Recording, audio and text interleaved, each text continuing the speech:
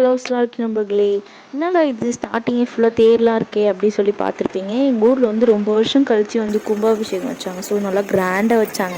எப்பயாச்சும் அதாவது நான் சின்ன பிள்ளையில் பார்த்துருக்கேன் இந்த மாதிரி தேர் போகிறதுலாம்.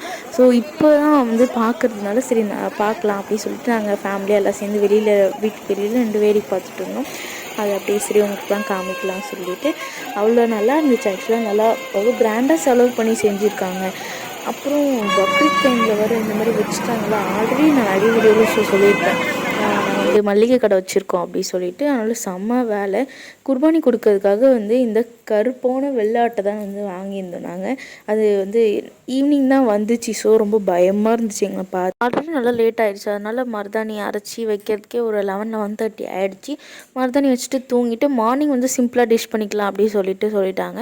ஏன்னா குர்பானி கொடுக்கறதுனால நிறைய ஒர்க் இருக்கும், அது மாதிரி கடையில் பிஸியாக இருப்போன்றதுனால மார்னிங் வந்து வெறும் இந்த மாதிரி பாஸ்தா மட்டும் செஞ்சுக்கிட்டோம். பாஸ்தா செஞ்சு சாப்பிட்டுட்டு அப்புறம் குர்பானி கொடுக்குறது அந்த வேலையை வந்து ஸ்டார்ட் பண்ணிட்டோம்.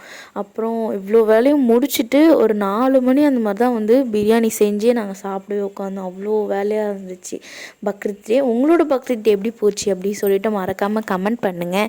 அப்புறம் இந்த ஒரு திருவிழா அண்ட் பக்ரீத் டே இது எல்லாத்தையும் சேர்த்து ஒரு குட்டி விலாகை போட்டிருக்கேன். இந்த விலாக் பிடிச்சிருந்தா மறக்காமல் லைக் பண்ணுங்கள், சப்ஸ்கிரைப் பண்ணுங்கள், கமெண்ட் பண்ணுங்கள் நண்பர்களே. பிரியாணி லவர்ஸ் மறக்காமல் லைக் பண்ணிட்டுங்க. தேங்க்யூ.